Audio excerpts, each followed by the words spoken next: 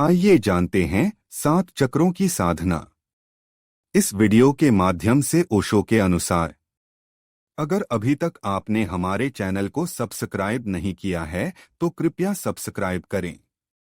इससे हमें मदद मिलेगी। आइए शुरू करते हैं वीडियो। ओशो कहते हैं, अंतर की यात्रा पर चलने के पूर्व उस मार्ग से थोड़ा परिचित हो लेना जरूरी है जिस पर चलना पड़ता है। उन द्वारों को भी समझ लेना जरूरी है जिन्हें खटखटाना पड़ेगा। उन तालों को भी समझ लेना जरूरी है जिन्हें खोलना पड़ेगा। जो यात्री यात्रा पथ के संबंध में बिना जाने चल पड़े, उसके भटक जाने की ही ज्यादा संभावना है बजाय पहुंच जाने के। और बाहर के रास्ते तो दिखाई भी पड़ते हैं, भीतर का कोई रास्ता दिखाई भी नहीं पड़ता है।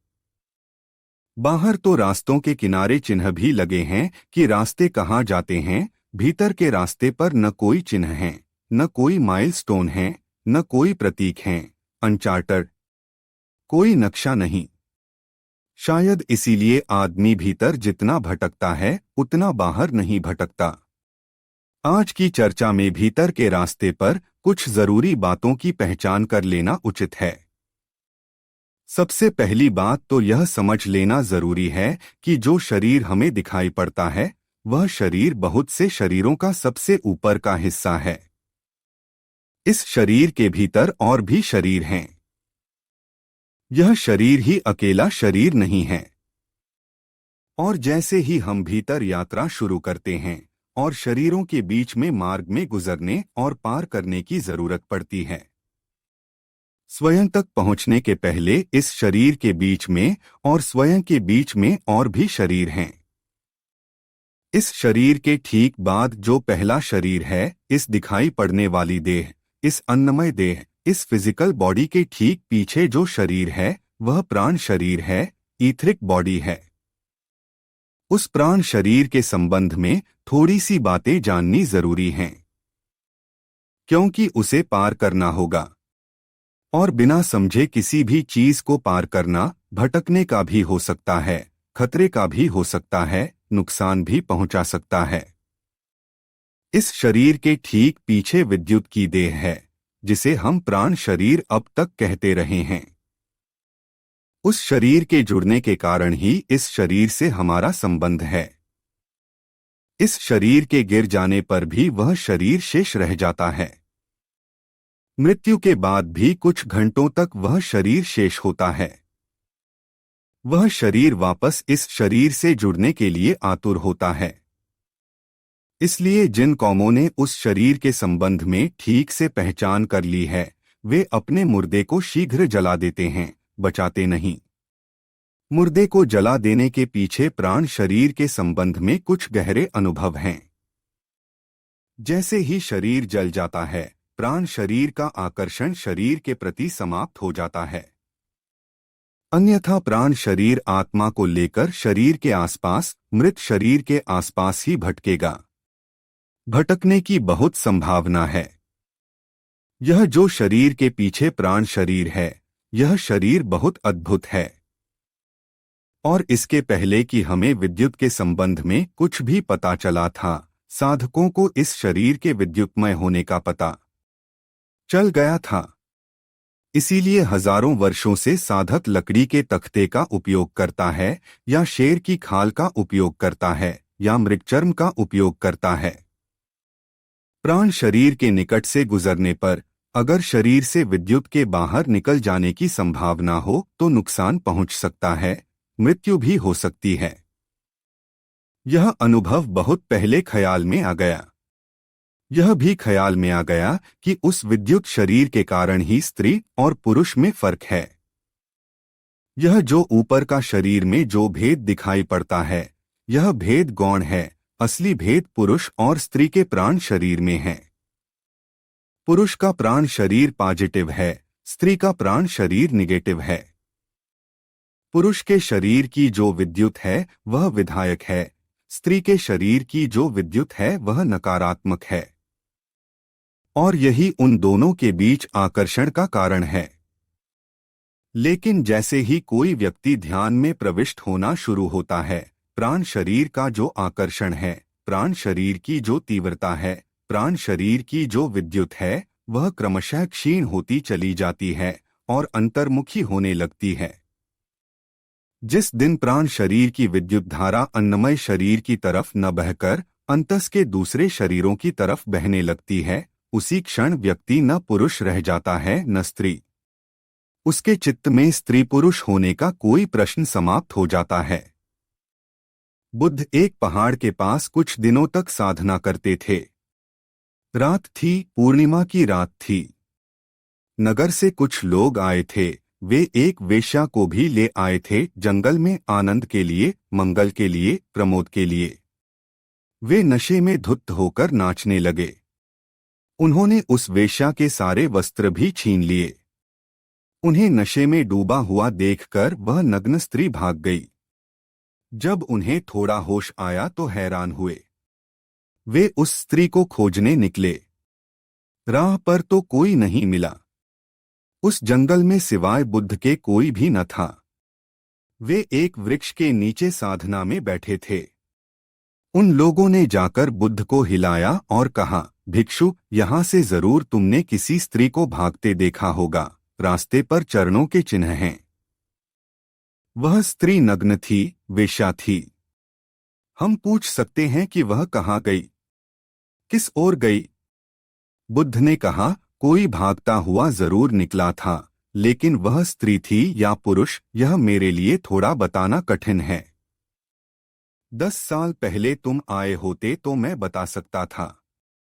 जब से मेरे भीतर का पुरुष क्षीण हो गया, तब से बाहर की स्त्री को ख्याल करूं तो ही दिखाई पड़ सकती है, अनायास नहीं।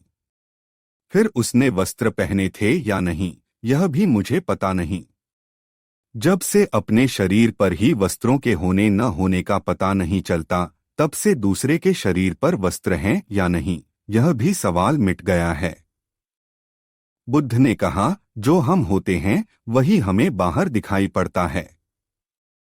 लेकिन मैं तुमसे पूछता हूं कि मित्रों, तुम उसे क्यों खोज रहे हो? क्या यह अच्छा न होगा, इस शांत और पूर्णिमा की भरी रात में तुम अपने को खोजो? पता नहीं उन लोगों ने सुना या नहीं। कहते हैं, लोग सदा कहते रहते हैं, अपने को खोजो। कौन सुनता है? हम सब किसी और की खोज में दौड़ते रहते हैं। और यह खोज भी, अगर हम बहुत गौर से समझेंगे, यह दूसरे की खोज भी हमारे प्राणमय शरीर की ही खोज है। प्राणमय शरीर अधूरा है, या तो पॉजिटिव है या निगेटिव है। वह दूसरे शरीर को खोजता है जिसके साथ मिलकर पूरा हो सके। वह अधूरा है, आधा है। आधा शरीर आधे की खोज करता है और मांग करता है। इसलिए दूसरे की खोज चल रही है। यह जो विद्युत शरीर है हमारे भीतर, यह हमारे इस देह शरीर से 7 स्थानों से संयुक्त है। उसके 7 जगह से कांटेक्ट फीड हैं, संपर्क स्थल हैं। उन संपर्क स्थलों का नाम ही चक्र है। इस शरीर को वह विद्युत का शरीर 7 जगह छूता है, स्पर्श करता है। और उन 7 जगह से ही इस शरीर को उस शरीर के द्वारा शक्ति मिलती है, प्राण मिलता है, जीवन मिलता है। इन 7 चक्रों के संबंध में भी थोड़ी बात जान लेनी जरूरी है। क्योंकि जैसे ही कोई व्यक्ति ध्यान में प्रविष्ट होना शुरू होता है, जैसे ही भीतर की यात्रा शुरू होती है, इन 7 चक्रों के पास से भी उसे गुजरना ही पड़ता है। जाने अनजाने इनके करीब से वह निकलेगा। हर एक व्यक्ति का अनुभव थोड़ा भिन्न होगा, क्योंकि हर एक व्यक्ति का अलग अलग चक्र साधारण रूप से सक्रिय है। इन चक्रों के संबंध में इसलिए भी समझना जरूरी है कि आपको अपनी पर्सनैलिटी, अपने व्यक्तित्व के समझने में भी बड़ा सहारा मिलेगा। आप समझ सकेंगे कि आप किस तरह के आदमी हैं, आपका टाइप क्या है, और उस समझ के द्वारा भीतर प्रवेश करने में बड़ी सहूलियत हो जाती है। क्योंकि जब हम यह समझ लें कि हम किस प्रकार के व्यक्ति हैं, तो हम यह जान लेते हैं कि हम कहाँ खड़े हैं। और जहां हम खड़े हैं, वहीं से तो यात्रा करनी पड़ती है। जिस आदमी को यह भी पता न हो कि मैं कहाँ खड़ा हूँ, वह यात्रा कैसे करेगा? कहाँ जाना है, यही जानना काफी नहीं है, उससे भी ज्यादा जरूरी जानना यह है कि हम कहाँ हैं। क्योंकि हम जहाँ हैं, वहीं से हम चलेंगे उस तरफ जहाँ हमें पहुँचना है। ये 7 चक्र बहुत अद्भुत घटना है। मनुष्य के शरीर में जो सबसे ज्यादा रहस्यपूर्ण हैं, वे ये 7 चक्र हैं। ये कहीं शरीर को काटने पीटने से, खोजने से नहीं मिल जाएंगे। इसलिए फिजियोलॉजिस्ट के पास जाएंगे, वह कहेगा, कहाँ के चक्र? कैसे चक्र? शरीर में कोई चक्र नहीं है। इस शरीर में है भी नहीं। चक्रों का अर्थ है कि भीतर का जो दूसरा शरीर है, प्राण शरीर, वह 7 जगह से इस शरीर को स्पर्श करता है और उन्हीं 7 द्वारों से इस शरीर को शक्ति मिलती है और प्राण मिलते हैं। पहला चक्र शरीर के पीछे जो रीढ़ है, उस रीढ़ के पुच्छ में है, सबसे आखिरी हिस्से में है। वह बहुत अद्भुत चक्र है। उस संबंध में कुछ हम जानेंगे। सबसे पहला चक्र वहां है और सबसे अंतिम चक्र सिर के ऊपर है। फिर बीच में 5 चक्र और हैं। नंबर 2 का चक्र जननेंद्रिय के पास है, वह सेक्स आर्गन के पास है। वह चक्र ही काम को, सेक्स को प्रभावित करता है और आंदोलित करता है। सारी दुनिया में जैसे ही आदमी को जरा सा होश आया, उसने अपनी जननेंद्रिय को ढक लेने की कोशिश की। क्योंकि ये जो चक्र हैं, अगर दूसरा व्यक्ति इन चक्रों पर अपनी आंखें गड़ाकर देख सके तो वह इन चक्रों को प्रभावित करता है। इसलिए शरीर के सारे अंगों को उघाड़ छोड़ने में आदमी को कोई कठिनाई नहीं हुई, लेकिन सबसे महत्वपूर्ण चक्र के स्थान को ढक लेने की अनिवार्यता मालूम पड़ी। चाहे पत्तों से ढक लिया हो उसने, चाहे कपड़ों से, चाहे किसी और ढंग से। जो नंबर 2 का चक्र है, जिसको हम सेक्स सेंटर कहें, कामचक्र कहें, वही सर्वाधिक सक्रिय है मनुष्य के भीतर। क्योंकि प्रकृति को उसी की सबसे ज्यादा जरूरत है। उसी चक्र के द्वारा शरीर अपने को पुनरुत्पादित करता है, रिप्रोड्यूस करता है। उसी के द्वारा व्यक्ति नए नए शरीरों को जन्म देने की तीव्रता और आकुलता से भरता है। जनन की सारी प्रक्रिया उसी चक्र के द्वारा चल रही है। और जो व्यक्ति उस चक्र के प्रभाव में है, या जिस व्यक्ति का वह चक्र सबसे ज्यादा सक्रिय है, उसके जीवन में सिवाय काम के, सिवाय वासना के और कुछ भी नहीं होता। वह चाहे धन कमाए, वह चाहे यश कमाए, चाहे वह बड़े पदों पर पहुंच जाए, लेकिन धन, यश और पद मूलतः उसकी काम वासना के तृप्ति के ही मार्ग होंगे, उपाय होंगे। उसके जीवन का लक्ष्य वहीं केंद्रित होगा। मैं एक बहुत बड़े उपन्यासकार, एक बहुत बड़े लेखक अनातोले फ्रांस का जीवन पढ़ रहा था। अनातोले फ्रांस के अपने जीवन के अंत में उसके अपने एक मित्र ने यह पूछा कि तुम्हारे जीवन में सबसे महत्वपूर्ण क्या था। अनातोले फ्रांस ने कहा कि जो बात मैंने किसी को नहीं कही वह मैं तुम्हें कहता हूँ, मेरे जीवन में सबसे ज्यादा महत्वपूर्ण काम वासना थी, सेक्स था। उसका मित्र हैरान हुआ। उसने कहा कि तुम इतने बड़े उपन्यासकार, इतने बड़े लेखक, हम तो सोचते थे तुम्हारे जीवन में साहित्य और कला और संगीत ये महत्वपूर्ण होंगे। उसने कहा, वे सब गौण थे, वे सब बहाने थे। अगर हम अपने व्यक्तित्व के बाबत खोजबीन करना चाहते हैं, तो हमें पहली खोजबीन यह करनी चाहिए, हमारे व्यक्तित्व का केंद्र क्या है? हम कहाँ जीते हैं? और हमारे व्यक्तित्व का जो केंद्र हो, वह सूचना होगा इस बात की कि हमारे शरीर में कौन सा चक्र सर्वाधिक सक्रिय है और महत्वपूर्ण है। और यह भी ध्यान रहे कि जो चक्र महत्वपूर्ण होगा, हम उसी के माध्यम से पूरे जीवन को देखेंगे, पहचानेंगे, समझेंगे। हम कुछ और नहीं समझ सकेंगे। खजुराहो की मूर्तियां हैं। अमेरिका से एक बहुत बड़ा चित्रकार उन मूर्तियों को देखने आया। मेरे एक मित्र विंध्य प्रदेश में मंत्री थे, शिक्षा मंत्री थे। उनको खबर की थी केंद्रीय सरकार ने कि जाकर उस अमेरिकी चित्रकार को वे खजुराहो की मूर्तियां दिखाएं। वे मित्र बहुत डरे हुए थे। वे डरे हुए थे कि इतनी नंगी मूर्तियां, इतनी अश्लील मूर्तियां। वह अमेरिकन चित्रकार देखकर हैरान होगा और क्या सोचेगा भारत की संस्कृति के लिए कि कैसे लोग हैं। मंदिरों में ऐसी अश्लील मूर्तियां खोदी हैं, ऐसे मैथुन चित्र बनाए हैं।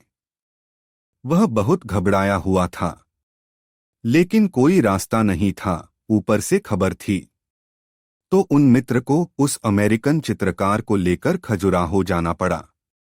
सारी मूर्तियां उन्होंने बहुत दरेडरे दिखलाईं, बहुत भयभीत मन से कि कहीं वह पूछ न ले कि ये मूर्तियां ही तुम्हारे भारत की संस्कृति हैं, ये तुम्हारे मंदिर हैं, तुम जो अपने को धार्मिक कहते हो।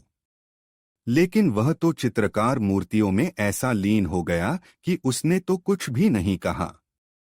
वे मित्र जरूर उसको बार बार कहते रहे कि ये हमारी भारतीय परंपरा के प्रतीक नहीं हैं, हमारी मूलधारा के प्रतीक नहीं हैं।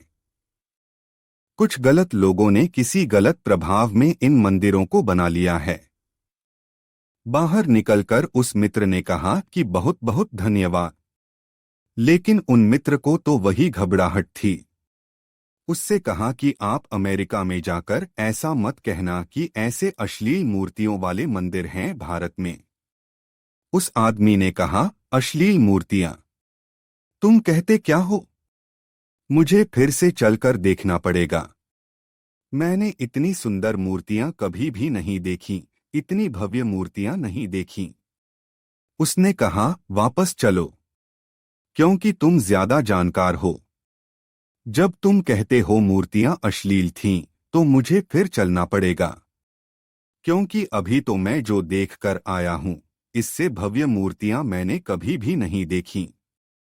हम वही देखते हैं जो हम देख सकते हैं, हम वही नहीं देखते हैं जो है, हम वही देखते हैं जो हम देख सकते हैं।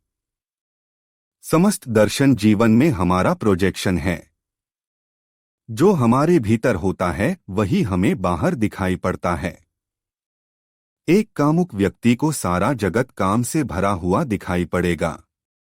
एक ईश्वर उपलब्ध व्यक्ति को सारा जगत ईश्वर से भरा हुआ दिखाई पड़ेगा। एक क्रोधी व्यक्ति को सारे जगत में सभी लोग क्रोधी मालूम पड़ेंगे। एक प्रेमी व्यक्ति को सारा जगत प्रेम से आंदोलित मालूम पड़ेगा। हम वही देखते हैं जो हम हैं। यह सारा जगत हमारे भीतर का ही प्रोजेक्शन है। जगत एक पर्दा है, उस पर हम वही देख लेते हैं जो हमारे भीतर छिपा है। तो अगर किसी व्यक्ति को जीवन में चारों तरफ सेक्स और काम दिखाई पड़ता हो, तो उसे जानना चाहिए कि उसके निजी व्यक्तित्व में सेक्स का केंद्र सर्वाधिक सक्रिय है। और वह है क्योंकि प्रकृति को उसकी जरूरत है। प्रकृति को आपके और किसी केंद्र की इतनी जरूरत नहीं है जितनी सेक्स के केंद्र की जरूरत है, क्योंकि वह उसी के द्वारा नए शरीरों को जन्म दे सकती है। पशुओं में वही एक केंद्र सक्रिय है और कोई भी केंद्र सक्रिय नहीं है। आदमियों में भी अधिक आदमियों में वही केंद्र सक्रिय है, लेकिन दूसरे केंद्र भी सक्रिय हो सकते हैं। और यह ध्यान रहे, जब तक सेक्स का केंद्र ही सक्रिय है, तब तक हम में और पशुओं में बुनियादी फर्क नहीं है। पोटेंशियली फर्क है कि हमारे दूसरे केंद्र सक्रिय हो सकते हैं, लेकिन वे सक्रिय हैं नहीं। और आमतौर से आदमी वहीं जीता है। उसका साहित्य उठाकर देख डालें तो 100 में से 99% साहित्य काम के आसपास घूमता है, सेक्स के आसपास घूमता है। यह बड़ी आश्चर्य की बात है। चित्र उठाकर देखें, मूर्तियां उठाकर देखें, फिल्में उठाकर देखें, कविताएं उठाकर देखें, जो भी उठाकर देखें, पता चलेगा आदमी का 99% काम के आसपास क्यों घूमता है। जरूर कहीं कोई बात है। काम का केंद्र ही एकमात्र सक्रिय केंद्र है। और ध्यान रहे, ब्रह्मचर्य की साधना में इस काम के केंद्र को निष्क्रिय करने की व्यवस्था है। और यह निष्क्रिय हो जाए तो व्यक्ति के जीवन से वासना ऐसे विलीन हो जाती है जैसे हो ही नहीं। जैसे हम एक बटन को दबा दें और बिजली एकदम विलीन हो जाएगी, जैसे थी ही नहीं। क्योंकि वह संपर्क टूट गया जहां से प्रवाहित होती थी। ब्रह्मचर्य की साधना का अर्थ यह नहीं है कि कोई आदमी आंखें बंद करके बैठ जाए। ब्रह्मचर्य की बुनियादी वैज्ञानिक साधना का अर्थ है, काम का जो केंद्र है वह निष्क्रिय हो जाए। उसके उपाय हैं, उसके टेक्निक हैं, उसकी विधियां हैं।